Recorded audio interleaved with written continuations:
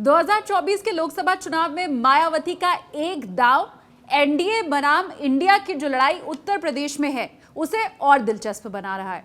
मायावती जो खुद को दलितों का पुरोधा कहती हैं, दलितों का सर्वे सर्वा मानती हैं, उन्होंने इस बार जो टिकट का वितरण किया है उसमें ब्राह्मणों की संख्या और मुस्लिम उम्मीदवारों की संख्या ज्यादा है। और ये पैटर्न लगभग 2007 वाला जो मायावती का पैटर्न था, जिसमें वो सभी को साथ लेने की रणनीति के तहत आगे बढ़ती हुई दिखाई दी थी, सोशल इंजीनियरिंग के तहत, लगभग वैसा ही दिखाई दे रहा है। लेकिन क्या जीत भी 2007 जैसी और फायदा भी 2007 जैसा 2024 में मिलेगा? ये अभी सबसे बड़ा सवाल है। देखिए, अभी तक उत्तर प्रदेश के अंदर मायावती की तरफ से 56 उम्मीदवारों की लिस्ट सामने आई है और इन 56 उम्मीदवारों में 10 हैं ब्राह्मण कैंडिडेट और 14 हैं मुस्लिम कैंडिडेट, मतलब कुल मिलाकर 24। और यही अब बीजेपी के लिए भी परेशानी का सबब बनी हुई है। याद होगा आपको किस तरह से 2007 में मायावती ने हाथी नहीं गणेश है, ब्रह्मा विष्णु महेश है, इस नारे के साथ चुनावी मैदान में वो उतरी थी और कोशिश उनकी पूरी ये थी कि ब्राह्मणों का साथ उन्हें मिल पाए। हुआ भी कुछ वैसा ही था। अब इस बार ये नारा तो चुनावी मैदान में नहीं सुनाई दे रहा है, लेकिन लगभग पैटर्न उनका 2007 वाला ही है। अच्छा, ये सोशल इंजीनियरिंग को कहीं कहीं 2012 में और फिर उसके बाद 2017 में मायावती भूलती दिखाई दी थी और उसी का उन्हें खामियाजा भी भुगतना पड़ा था। अब 2024 में जब वैसी ही सोशल इंजीनियरिंग है तो नतीजे भी वैसे ही क्या हो पाएंगे, ये बड़ा सवाल है।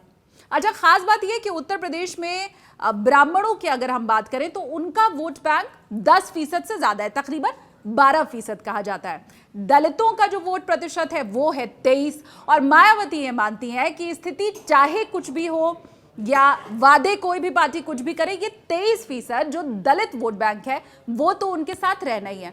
तो अब फिर बचता है 12% ब्राह्मण वोट बैंक। अब कोशिश ये है कि अगर उसे भी अपने साथ कर लिया जाए तो फिर बाजी मारी जा सकती है। लगभग वैसे ही मायावती करती हुई भी दिखाई दी है।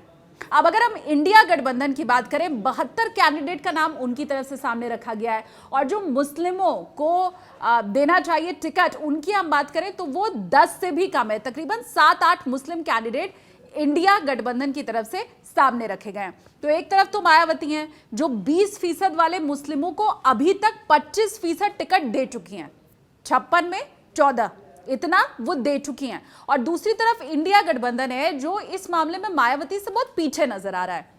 तो ये इंडिया गठबंधन की बात हुई।